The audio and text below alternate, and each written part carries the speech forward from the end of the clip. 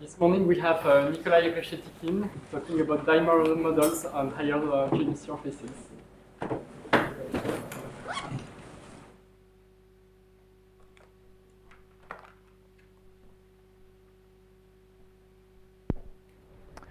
First, I would like to thank the organizers for this invitation.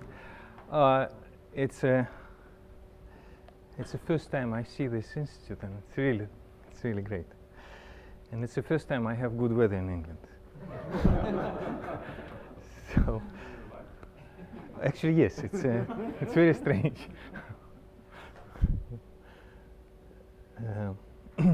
So I will talk about dimer models on surface graphs of higher genus. And so one of the most important features in dimer models, of course, as in any model in statistical mechanics, is the theory of thermodynamical limit and the behavior of the system for when the graph is growing in appropriate sense. So, but I'm not going to discuss any of this today. So this will be more about the combinatorics of dimers and somehow combinatorics and topology of dimer configurations. And the goal is to represent the partition function of the dimer model as the sum of Pfaffians of Castellane matrices and give a precise topological description of these plus-minus signs that are standing in front of Pfaffians. So this is the joint work with David Cimazoni, and I forgot to put his name at the very beginning, but you will see his name later. So, so first of all, what are surface graphs? Say sigma is the surface of some genus G, and a surface graph is a graph together with the embedding of this graph into sigma. And we always assume that this embedding defines a cell complex on sigma. In other words, if you draw the graph on the surface, then the faces will be topological disks. There will be no holes in the faces. So, of course, any graph is a surface graph of sufficiently large genus, but we will be interested in graphs embedded into surface of fixed genus. And surfaces will be closed, compact, oriented. Okay, so so the main result is the following. This partition function is equal to this expression. It's 1 over 2 to the power of the genus of the surface, and then sum over the spin structures on the surface. The ARF invariant of the spin structure on the surface, and then the Pfaffian of n by n matrix, where n is the number of vertices, and this n by n matrix is almost the weighted adjacency matrix. So if there would be no these plus minus ones, then we would just have the weights assigned to edges, and this would be the weighted adjacency matrix, which would be the adjacency matrix if all w's would be 1. But now it's modified by the spin structure, so we assign certain pluses and minuses to edges. So this is the main result, and the goal of this talk is to explain all the ingredients of this talk and of this formula and how to prove it. And I forgot, do I have 45 minutes or an hour? 50 minutes. Okay. So the spin structure is just the assignment of the signs. no, the spin structure, I will explain what the spin structure is. The spin structure is, roughly speaking, it's a square root of the tangent bundle. And there are 2 to the g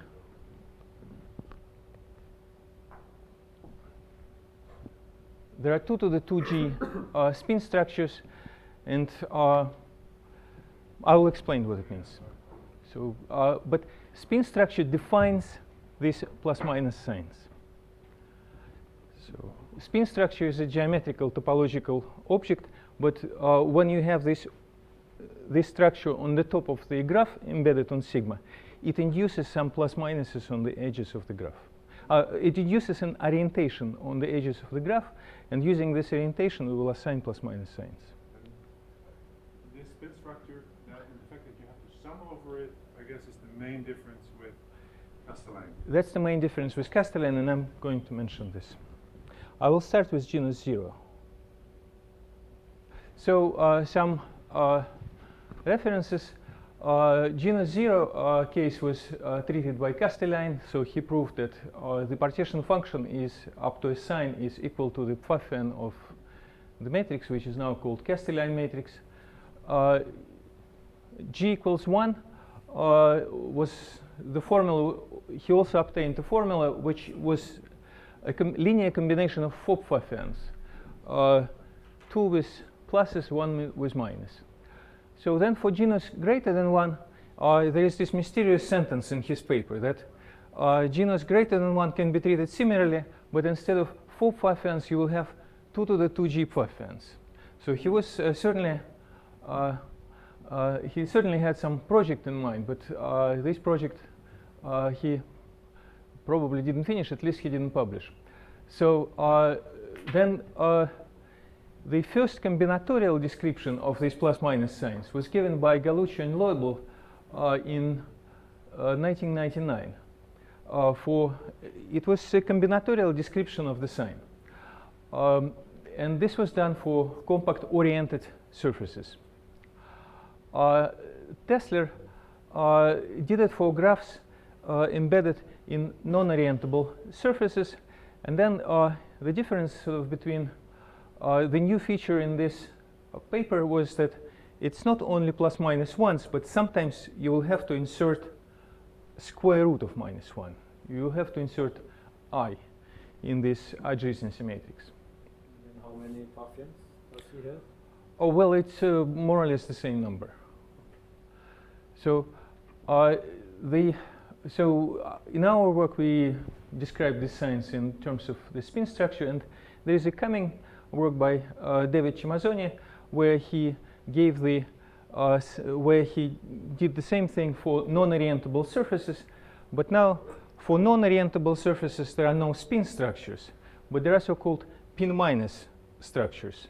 Effectively, this is the following: when the surface is non-orientable, you can take its double cover, and the double cover will be orientable, and you can choose an orientation, and then pin-minus structures are more or less spin structures on this double cover.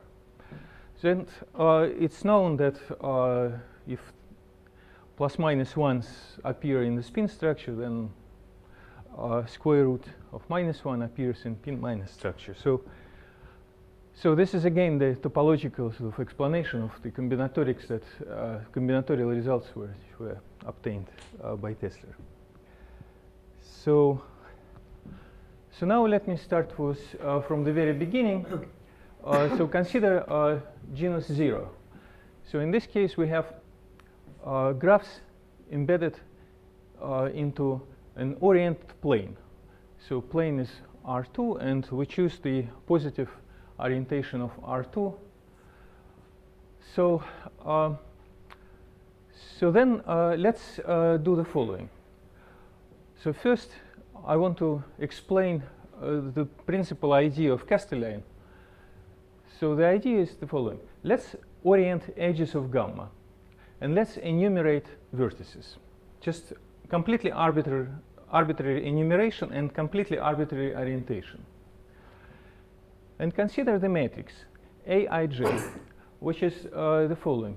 The weight of the dimer weight of the edge Ij, and then epsilon Ij, where epsilon is equal to +1 if the edge connecting I and j is oriented from I to j. It's equal to -1 if this edge is oriented from j to I. And it's 0 if they're disconnected in the graph. So we have this matrix. It's skew-symmetric. So we can compute its, well, let's compute its Pfaffian. So phi-n is given by this formula, and of course this formula looks strange, but it has a very simple meaning. Is it? Oh yes. It has a very simple meaning. Suppose we have a vector space V and the skew symmetric an element of the second wedge squared of V. And suppose that V is n-dimensional and n is even. So then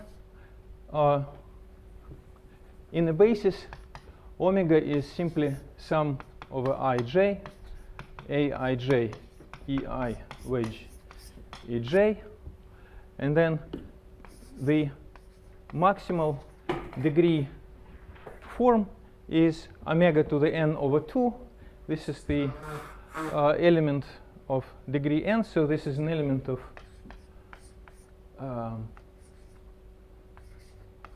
in here, and in the basis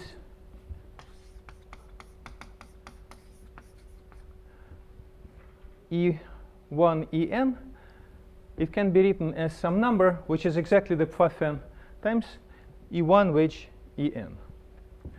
So if you will, so this is really the meaning of the phi-n, and this is the formula which you can derive from this expression. So, but now notice that the matrix Aij is skew symmetric, so it doesn't change if you permute two indices, sigma 1 and sigma 2. I'm sorry, it changes by -1.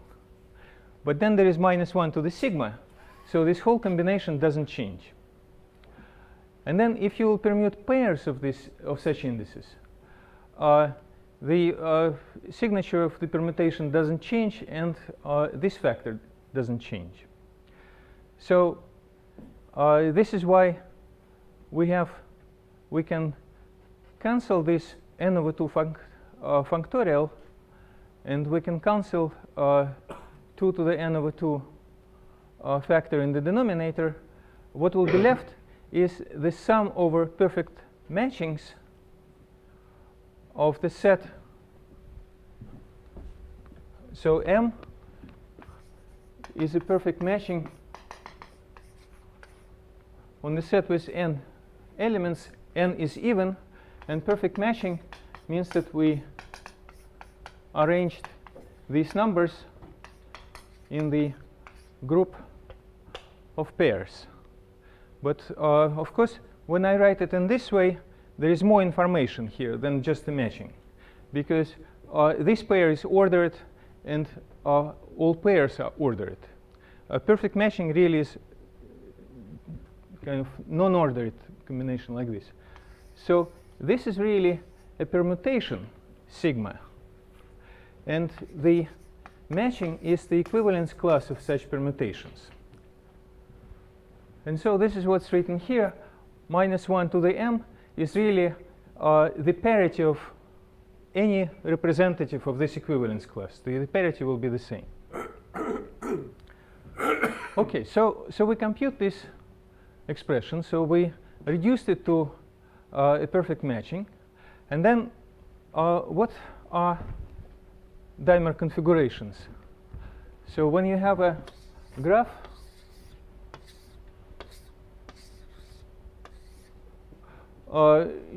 well, maybe I'm not sure if it will work. It will work. Okay. So when you have a graph, you can think of a dimer configuration as a perfect matching on vertices of the graph, which are connected by edges. So it is a perfect matching. So we already have the sum over dimer configurations here, except there are some pluses and minuses. So now let's look at these pluses and minuses. So I just wrote the same expression, but now I remembered that Aij is the product epsilon times W. So now we have these signs. sigma is a permutation representing this perfect matching, and this indices, so this whole thing doesn't depend on the permutation. It only depends on the perfect matching. And so we can see that up to this signs, this is exactly the partition function of the dimer model. So if we will be smart enough, and if we will choose the orientation on the graph in such a way that this product of signs doesn't depend on the perfect matching, then the path will be proportional up to plus minus sign to the partition function. And then we reduce the combinatorial problem, which is exponentially complicated, to polynomially complicated problem of diagonalizing this matrix, because the wonderful fact about the path is that path squared of A is equal to the determinant of A. So it can be computed in polynomial time, because we can use the spectral analysis. We can use these tricks on how to find the spectrum of the matrix. OK, so now how to find such orientation? This is exactly what Castellani did. So the idea is the following. Let's try to find the orientation of the graph gamma such that for any phase f, the product of relative orientations of the phase and the edges, and the product is taken over the boundary of the phase, is equal to -1. So our plane is oriented. The orientation of the plane induces the counterclockwise orientation of each phase. And then we will write minus if the orientations disagree, if the orientation that we choose on the edges disagrees with this orientation of the phase. And we will write plus if the orientation of the edge agrees with the orientation of the phase. And so this should be true for each phase. And then the theorem by Castellani, I'm not going to prove it here, but it's not a very difficult statement once you know the answer, once you have all the ingredients, that for such orientation, for such specific orientation, this sign that I was talking about, this combination doesn't depend on the matching, so this formula holds. So then the question, of course, whether such orientations exist and how many of these orientations. And again, Castellani gave the treatment of this, and it's actually very easy to prove that such orientation exists. You just have to choose a spanning tree for on the dual graph. Since our graph is planar, so it has a dual graph. And then as a first step, you can orient arbitrary all edges which do not intersect this tree. And then what you can do is you can go from the top of this tree down. And every time you cross an edge, you orient it in such a way that the face that you departed is Castellani oriented. So, and you can see that when you are doing this, you really have to choose orientation of exactly one edge. So as you move down to the root of this tree, at the end of the day, all the edges will be oriented and all the faces will satisfy the Castellani condition. So this is the existence. But then you can see that there are many such orientations. You can start with an arbitrary orientation of edges which do not intersect this tree. And you can choose three differently. So the question is how many of these orientations we have. And of course, it's natural to put some equivalences on Castellani on these orientations. So we will say that two such orientations are equivalent if one can be obtained from the other by inverting the orientation of edges at some vertices. So if k can be obtained from k prime by a sequence of such moves, then we will say that two orientations are equivalent. And then it's very easy to show that such equivalence class is unique.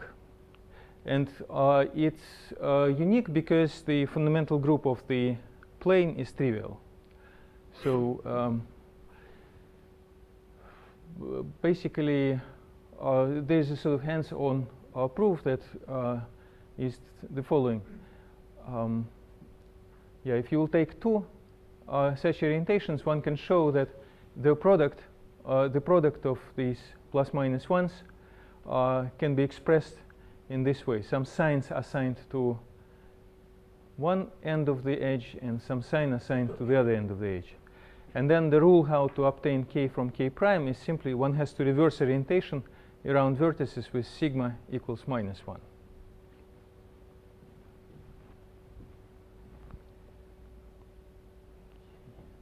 So this is the end of the story for the planar case. So there is a Pfaffian formula for the partition function.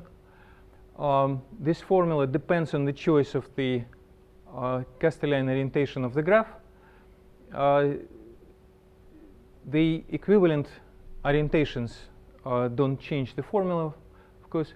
And then there is a unique up to an equivalence orientation. So it completely describes the partition function in terms of the spectral problem, in terms of the Pfaffian. And that's essentially why you can compute the partition function. That's the only reason why Daimer models are so wonderful, that one can reduce this combinatorial problem to a spectral problem. And spectral problems can be solved relatively easy. So now, what about surfaces? Say now suppose that genus is greater than 1. What is true and what is not true? What remains true and what is different now? So first of all, it's not true that this sign, it's a mistake here. So this sign, it doesn't depend on sigma, but it depends on the matching. And for planar graph, we proved that it doesn't depend on the perfect matching, which is represented by this permutation. So now it's not true.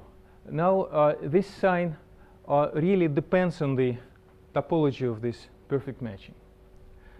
So even though the graph gamma is k-oriented. So what remains is that Castellan orientations exist.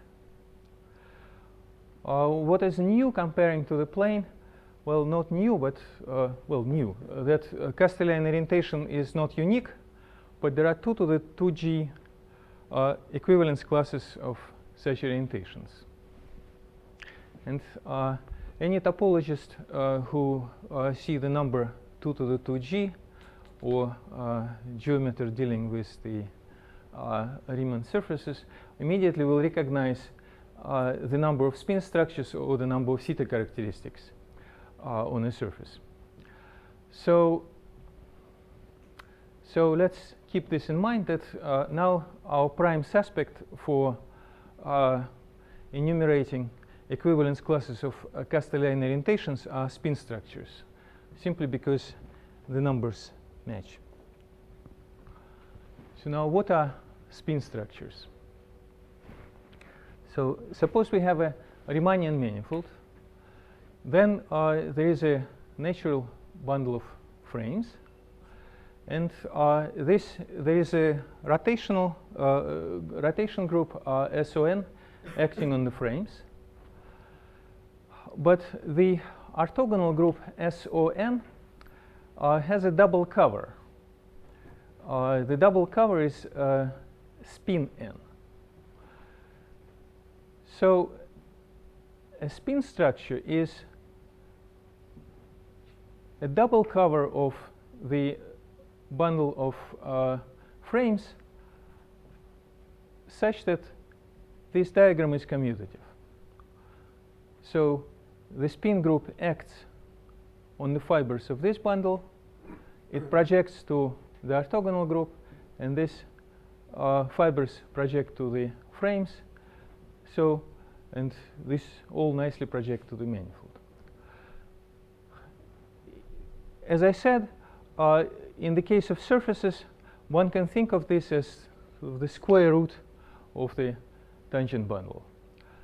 So, so S is called the spin bundle, and it's a spin structure on M. So in general, for n greater than 2, such spin bundle may not exist.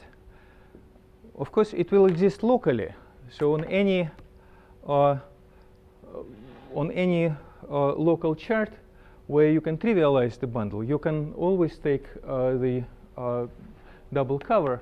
But then when you will start to glue these pieces together, they may not match. So the abstraction to the matching is so-called second Stiefel-Whitney class. And the wonderful thing about the surfaces is that it's trivial. Well, it's equal to the Euler characteristic. Euler characteristic is even, and in fact, the abstraction is the Stiefel-Whitney class modulo 2. So it's vanishing for surfaces. And so there is always a spin bundle. And then the general fact for any manifolds is that when spin structures exist, when the abstraction is vanishing, then the number of the spin structures is always the size of this group of H1M with coefficients in Z2. For surfaces, this is exactly 2 to the 2g. And in fact, there is one can think of spin structures simply as elements of H1M Z2. I don't want to go deeper into spin structures. It's a wonderful subject, but it will leave the sort of the subject of dimer models very rapidly. So what's important is that there is not only matching of numbers, there is really identification of these structures, spin structures and elements of H1 MZ2 for when M is a surface. And actually, not only when it's a surface, but for surfaces, spin structures always exist, so this is always the case. There is something which happens also for manifolds of eigendimensions. Yes. Like spin structure is H2 of something like that, if it was of dimension 3 and so on, or this is a bad case? Can you repeat? On the last statement, this one holds only for dimension 2. Yes. And we said that if the dimension is larger than 2, S may not exist. Yes, but when they exist, their number is exactly this. Always one. It's always so this also it's always also this. for eigendimension when it exists. Yep. Sorry, I was missing this. Yeah. Yeah. And there's more than this. There is actually identification of these two. Okay. So now what we want to do is we want to identify the Castellane orientations of the graph on the surface of higher genus with these topological objects, with spin structures. Okay, so then we need a little more about spin structures. There are several ways to think about them. So the most geometrical way is the following. Spin structures are induced by vector fields with even index singularities. So that's the following. So if this is a singularity, take a simple closed curve around the singularity. Then, say in the blue, these are the flow lines of the vector field. And then in green, we have the tangent vector. So we have the winding number. We have an initial integer assigned to this vector field and to this curve. That's the winding number of the vector field as you move around the curve. And and that's the index of the singularity. And so for the even index singularities, this number is even. So that's the even index singularity vector field. And such vector fields define spin structures. The easiest way to think about this is the following. If you choose a complex structure on sigma, then these vector fields can be identified with forms of the form some, say, polynomial, well, something that's holomorphic in Z squared times dz. So this thing can have zeros, and this will be even singularities of the vector field. And so because it's squared, you can take the square root, and the square root defines the spin structure. So this is the idea behind this geometrical way of thinking about spin structures. And then once we have this way of thinking about spin structures, there is a way how to identify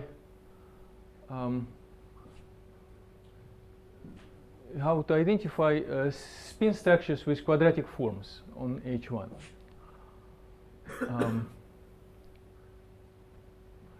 So the idea is the following.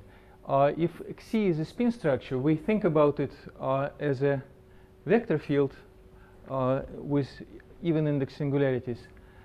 And then when you have, say, m closed curves on sigma, which represent some cycle in H1 with coefficients Z2, then we can define the following. Let Wc gamma I be the winding number of the vector field Xc representing Xc with respect, not respect, but along this curve gamma I. And then the theorem of Johnson is that if you will define this number, it's an integer. It's an integer mod 2. So sum of the winding numbers of these curves gamma I representing alpha plus 1. Then the remarkable fact about this thing is that it's a quadratic form on H1 with coefficients in Z2 with respect to the intersection form on the surface. So in other words, if you have two elements of H1, this one should be, this is supposed to be downstairs, yes. So then it's such quadratic forms they satisfy this condition. So that's another way of thinking about spin structures, and that's a very nice algebraical way of doing this in terms of quadratic forms on H1. And there are exactly 2 to the 2g quadratic forms on H1.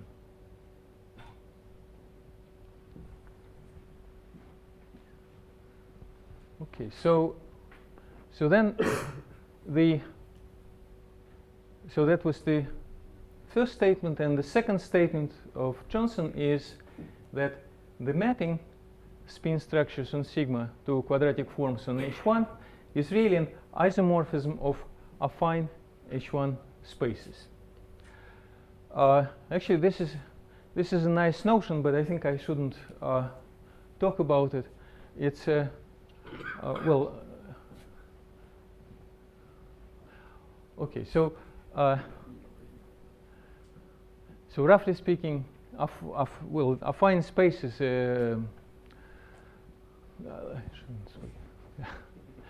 Okay, so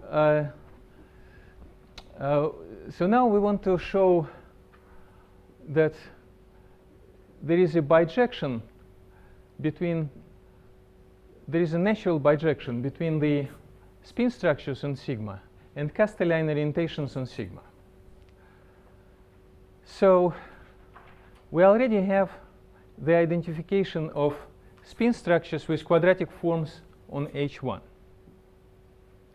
So now let's construct the identification of Castellani orientations with quadratic forms on H1. For this, we will need a fix. We will have to fix some auxiliary dimer configuration.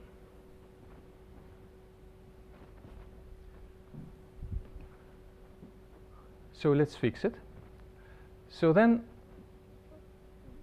we have the following gadgets once we do this. First, so we fix dimer configuration and the Castellani orientation. So then for any oriented simple closed curve in our graph, which is embedded in sigma, let's define this number. It's the product over all edges in C of the relative orientations between the Castellani orientation K that we fixed and the orientation of the curve C. So if our orientations agree, it's plus. If the orientations disagree, it's minus. So we define these numbers.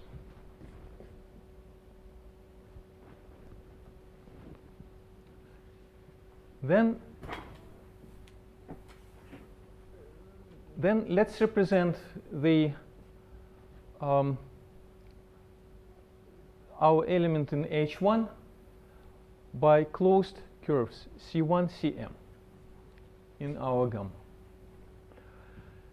So then we can define Z2 valued map from we can define Z2 valued function on H1 by this strange formula. So -1 to the q is equal to sum of the intersection forms evaluated at the cycles Ci, Cj. Then the product over all components from 1 to m, the numbers that were introduced on the previous slide with the sign minus. And then there is this strange -1 to the number of dimers sticking to the left. I don't know why they're sticking to the left, not to the right, but that's what they do. So the curve is oriented, and then we fix the dimer configuration, and in some places the dimers can do something like this. So this is the number of such dimers. And then it turns out that this number is a quadratic form on H1 with respect to the intersection pairing. So with respect to the intersection pairing, I mean, it's the quadratic form that satisfies this. It's the function that satisfies this functional equation. So that's the first statement. So it's a quadratic form. Second statement, that the mapping defined by our choice of dimer configuration. So you see, we can think of this as the following: fix D, and then what this Q does, it assigns to Castellani orientation K the quadratic form QKD. So the statement is that for any D, it's an isomorphism of affine H1 spaces. And finally, the third statement is that these two isomorphisms coincide if the composition cycles of the pair D and D prime are contractible on sigma. Now, composition cycles is something very natural that you have on a graph when you have a pair of dimer configurations.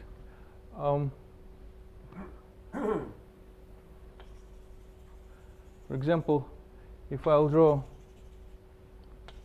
another dimer configuration here, then you can see here's the composition cycle. It's a simple combinatorial fact that when you have two perfect matchings, when you put them together, they form cycles. Okay, so now we have the identification of. All the cycles are contractible. Pardon? All these Yes. cycles are contractible. All these cycles should be contractible. That's actually an equivalence relation on dimer Is it configuration. okay if there are, for example, an even number of cycles which are not contractible, you can contract them one on the other because they match the parity somehow? Say you have a torus and two of them.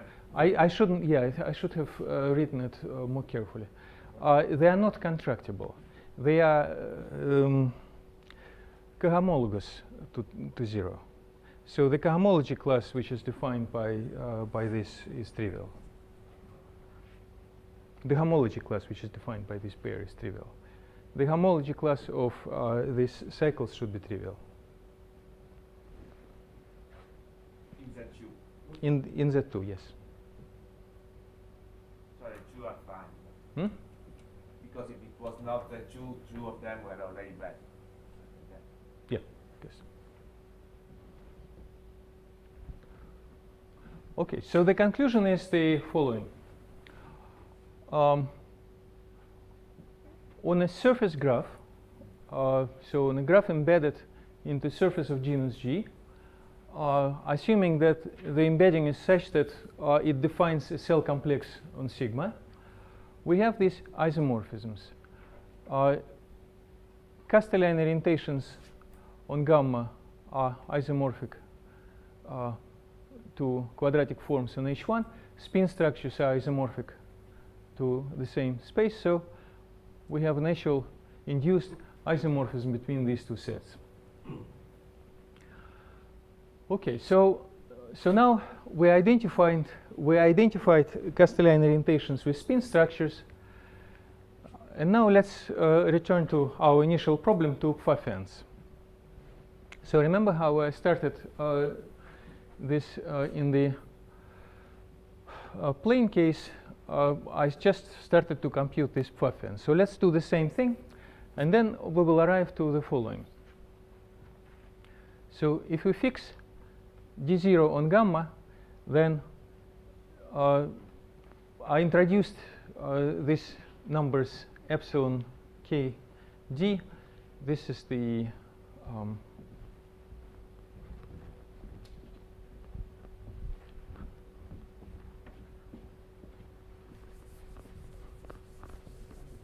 Product of all cycles.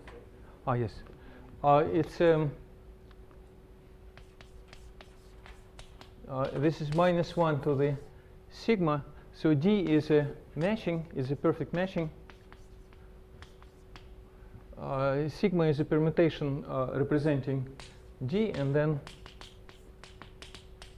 this is the number. N is the number of vertices. So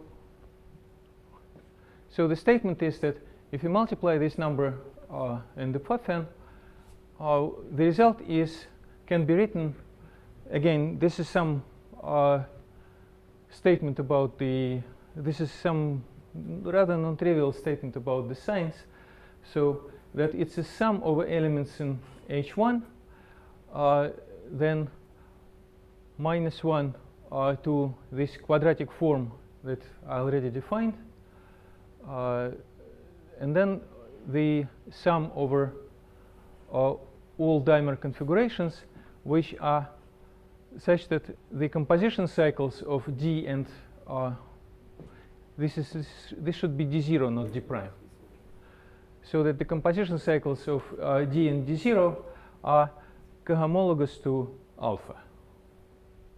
So this is sort of partial partition function for the dimers. So the complete partition function would be sum over all alphas of Z alphas. A is our Castellane matrix. It's just the same. And so if you look at this identity, this is what we can compute using the tools from spectral analysis, using linear algebra. And this is some complicated combinatorial object that we want to enumerate. But now we have 2 to the 2g equations one for each Castellani orientation, one for each spin structure, for 2 to the 2g unknowns. These are our z alphas. Well, fortunately, we can solve them. So the idea of the solution is that this H1, now it's a cohomology group, acts freely transitively on Castellani orientations, and the action is simply given by this. This is the character of H1. So then you can use the orthogonality of characters, and this gives a very easy solution. So that's the solution for the alphas. And but that's still not very transparent. But then if you will substitute the alphas, if you will sum up over alpha, then you will arrive to these combinations. And these are so-called Arf invariants of the quadratic forms. And this is the well-known invariant of the spin structures. So it's remarkable fact about this sum is that it's either plus 1 or minus 1.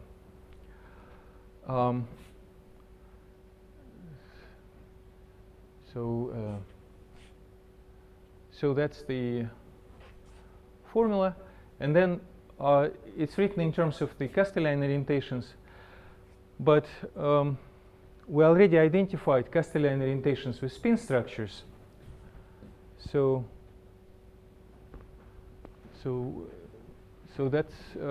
then we can write our partition function as this, as the sum over spin structures, Arf invariant of the quadratic form representing the spin structure, and then the pfn of the matrix determined by the spin structure.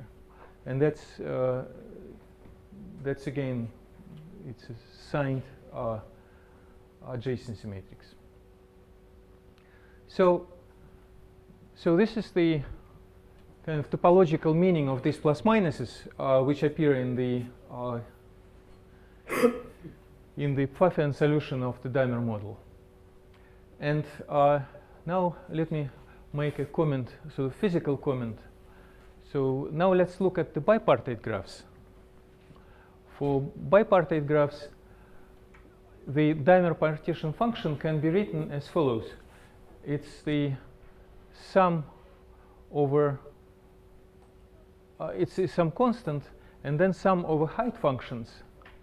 And then the product of weights assigned to faces, and here is the height of the height function over a given face.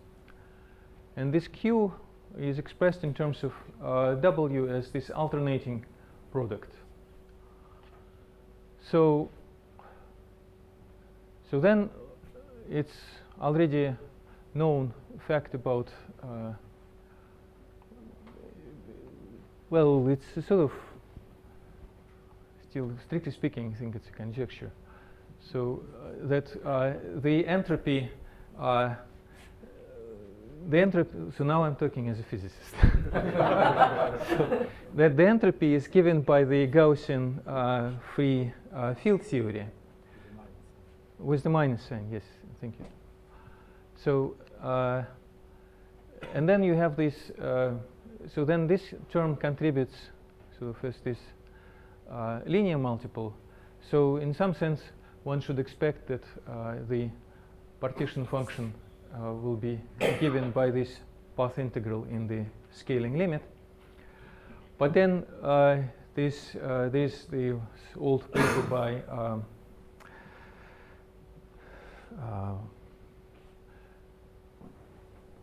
Alvarez Gomez, Moore, and Waffa, where they studied boson fermion correspondence on Riemann surfaces, and they arrived to the following answer for such partition function. It's a sum of spin structures plus minus sign, which can be easily identified with the Arf invariant of the spin structure, and then the square of the theta function, where z is something that is actually well, it's some argument that that is determined by these lambdas. All the lambdas determined. This is more or less the following. It's Q is equal to e to the minus epsilon times lambda of x, where epsilon is the step of the lattice. So lambda is more or less the logarithm of Q, rescaled logarithm of Q.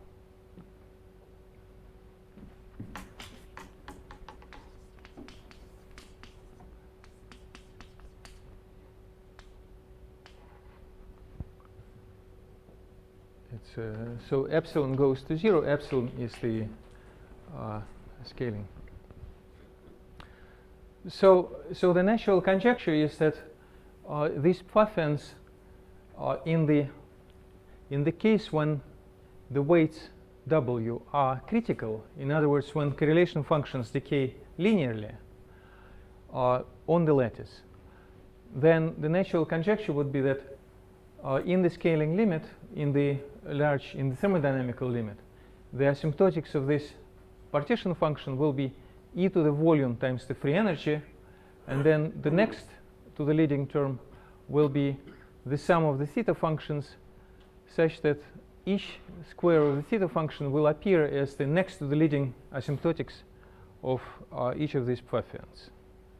And this conjecture was confirmed first by Ferdinand, I believe, in the 70s for the dimer model on the square grid on the torus. And then Santos and McCoy numerically confirmed this for some special genus 2 graphs. So it should work, but it's still an open, it's a conjecture.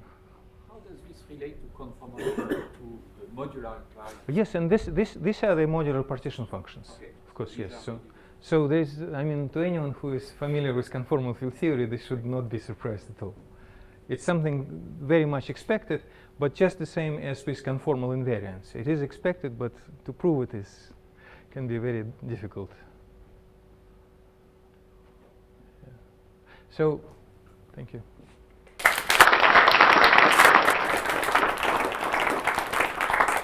Oh, I forgot to show the last slide. So this is the portrait of Castellan. He wrote his dimer paper when he was in Amsterdam, and later he was a professor in Leiden. But actually, he wrote this paper when he was working not at the University of Amsterdam. He was working for Shell company in Amsterdam. And according to his memoirs, he had a very good time there and lots of time for research. So, thank you. Any question? Yes?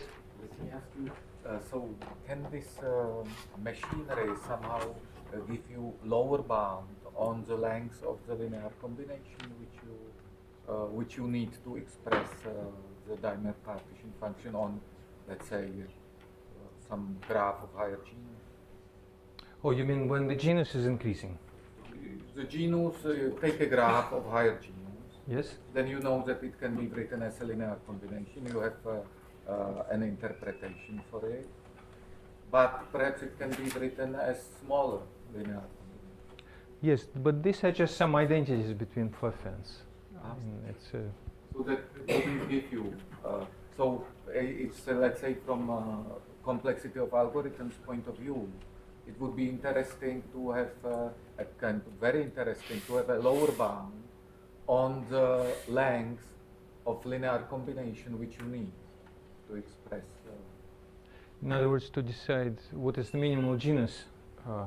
Well, you don't know whether this 4 to the g is the smallest number of Yes, Pfeffens. yes.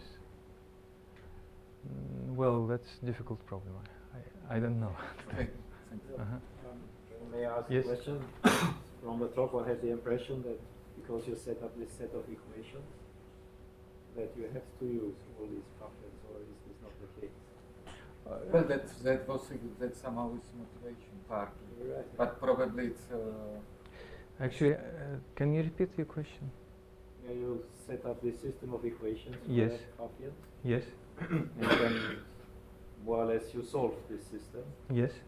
and then the partition function had to be this long linear combination. Yes, but if you know that it's embedded, it can be embedded into the other surface, then you can do the same for the other surface. And then you have two formulae in which one is the sum for the genus G, and it's equal to the sum for the genus G prime. But these are just some very complicated identities between Pfaffians. So the same expression can be written in several different ways. And then if you can decide what is the minimal size of what is the minimal surface to which you can embed, then you can write it in a minimal way. But so that was the question. Assume that you know that it's on the surface of smallest possible gene. Yes. If you know that, do you know that you need at least for the G? Yes. Really? You see, this formula is written in the following way. Fix the embedding of gamma. You can embed gamma into one surface, or you can embed gamma into the other surface. There is still this formula for both surfaces.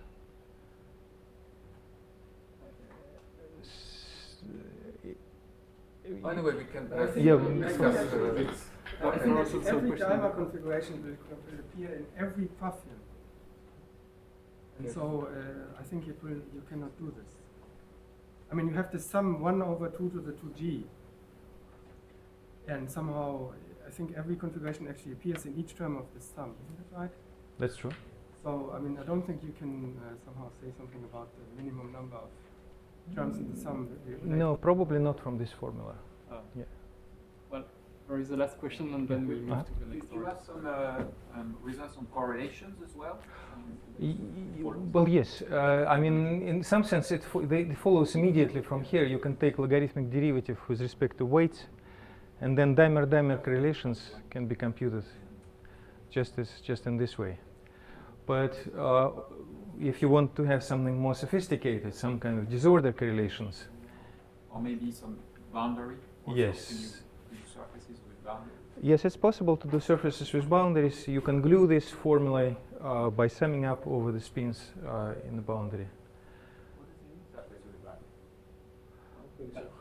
So it's like at an extra phase. As it is a graph, surface with boundary without boundary is the same. As you said, you have a But you have fixed the timers in bed. I can explain. Yeah, we have to. So, for the graph point of view, it's transparent. But I suggest you continue those discussions later, and we have to move to the next speaker. Okay, one last question. I just want to know, is there a story for higher roots? For For higher roots of the, higher spin structures? I don't know. It would be very nice, but I don't know. I mean, in some sense, that would be some kind of parafermionic theories. But